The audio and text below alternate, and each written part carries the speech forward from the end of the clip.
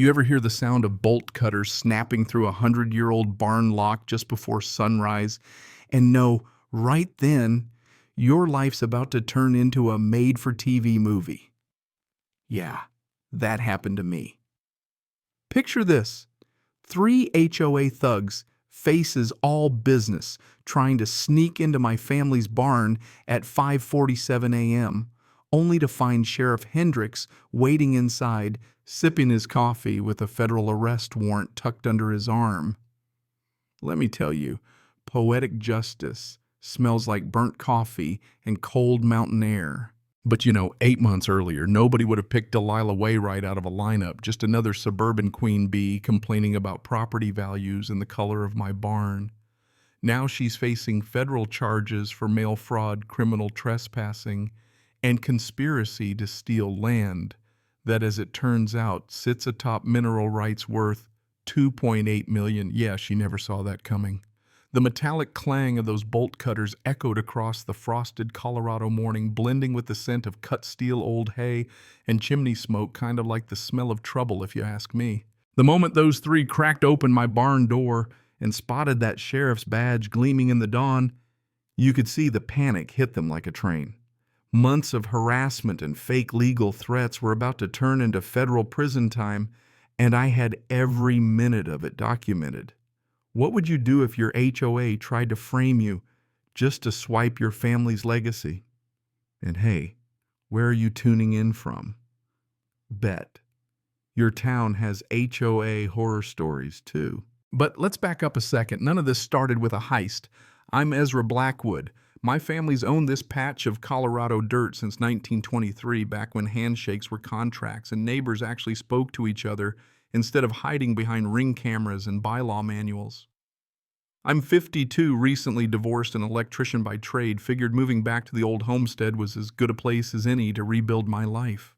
The house sits on a rise, the barn down the slope, a scrappy apple orchard trying its best to hang in there.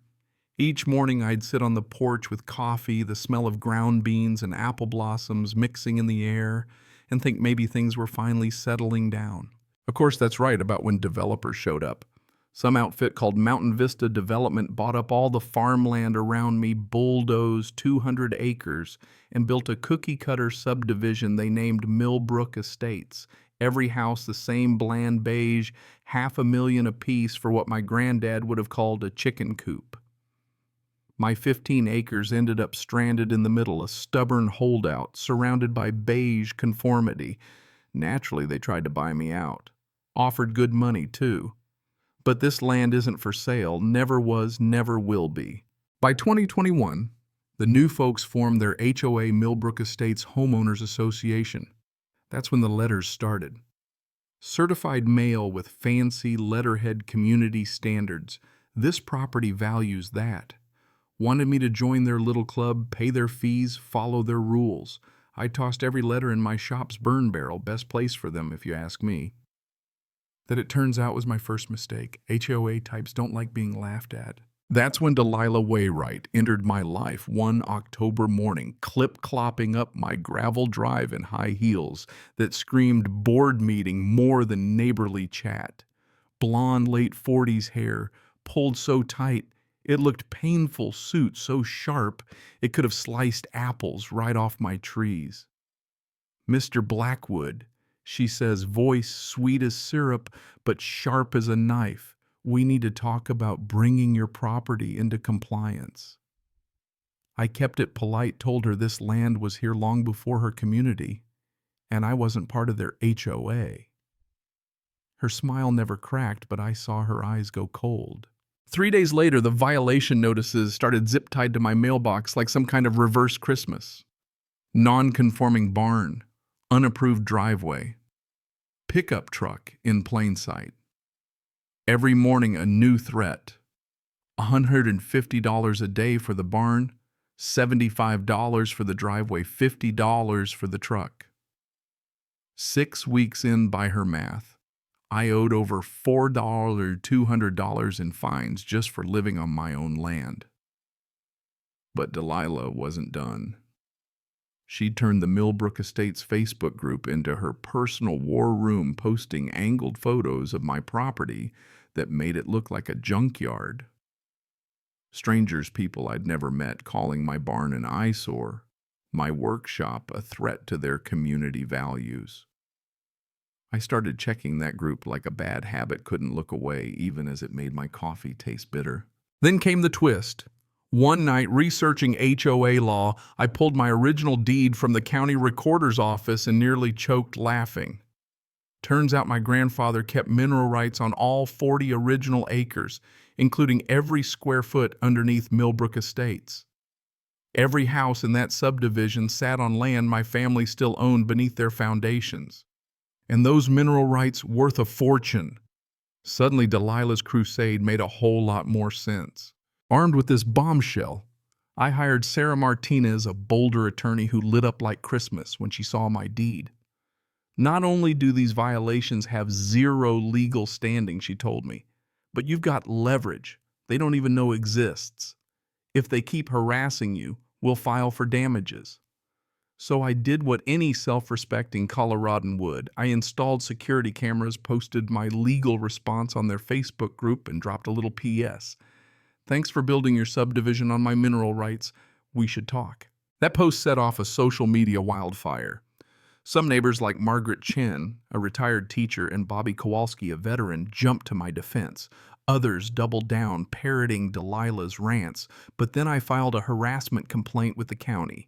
Sheriff's Deputy Hendricks spent hours at my kitchen table documenting everything.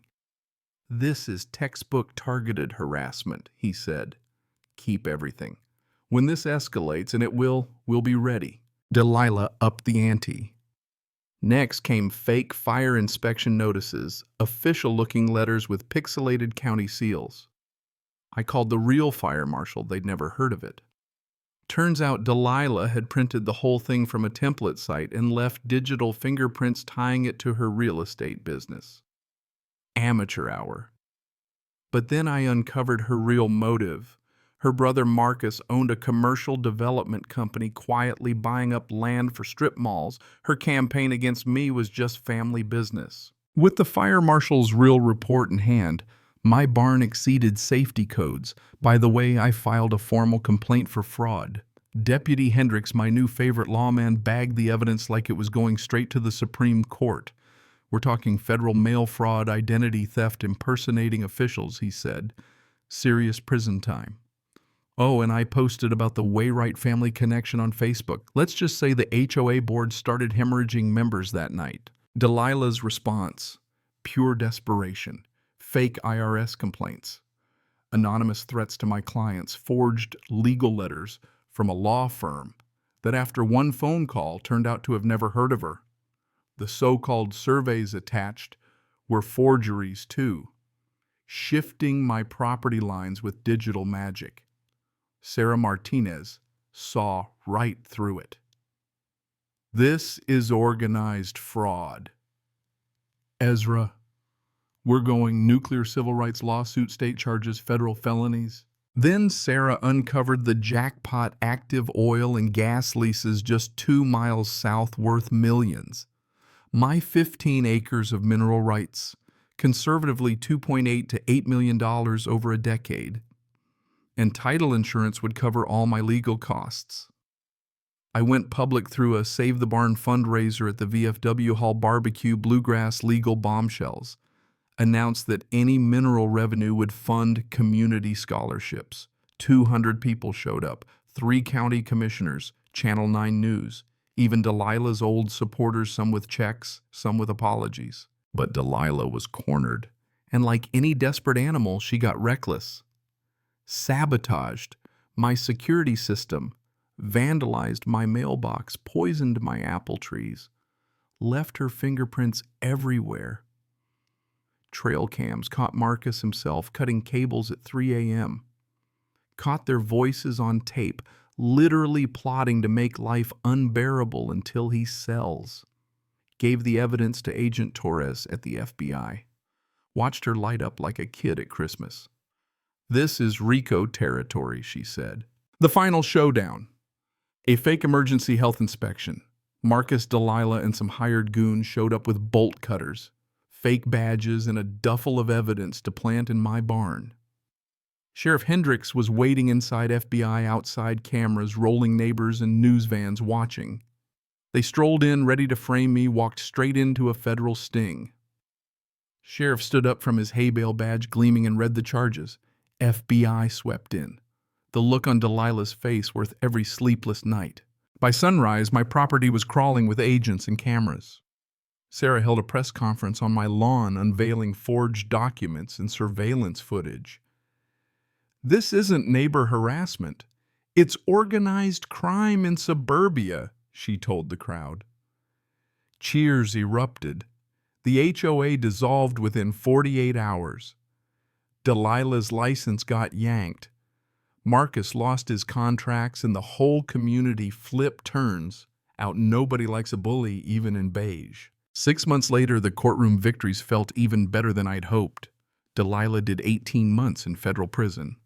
Marcus got 4 years and a $2.3 million restitution order. Trevor Ash copped a plea wound up working community service in the very garden where the HOA office used to be. The mineral lease auction 12 bidders' final contract worth $3.8 million a year plus 24% royalties. My attorney structured the deal so the whole community benefits scholarships, veteran programs, a barn festival that now draws 2,000 folks each September. These days, my barn houses a woodworking co-op, the orchard's back in business, and the farmhouse hosts Saturday coffee meetings where Margaret teaches property rights law. My blood pressure's normal, sleeps peaceful, and my workshop was just featured in Colorado Homes magazine. The neighbors who once cheered Delilah now help with harvests and show up for Sunday dinners. Our case changed state law, new HOA oversight, criminal background checks for board members, the whole 9 yards. Even the new sheriff uses our story as a property rights training lesson. And my granddad's legacy, still standing, land protected forever, mineral rights funding the next generation, barn doors wide open for anyone who believes ordinary folks can beat corporate bullies if they stand together and keep good records. Last week I got a letter from a family in Texas fighting their own HOA war. I shared every bit of advice I could because that's what it's really about, helping others protect their roots against the next greedy predator who thinks they can steamroll over a century of hard work. So I still sit on my porch every morning, coffee in hand, listening to meadowlarks and the laughter of kids in the community garden. This place, once targeted for demolition, is now the heart of a town that values independence, neighborliness, and standing up to bullies, whether they wear suits or carry clipboards. What about you? Ever tangled with an HOA or fought to protect what's yours? Drop your story in the comments. Your fight might just help someone else win theirs. And if you got something out of this saga, hit subscribe, because next time I'll tell you about a Kansas librarian who stopped a casino with an 1880s railroad deed. Sometimes the best revenge is history on your side and a community at your back.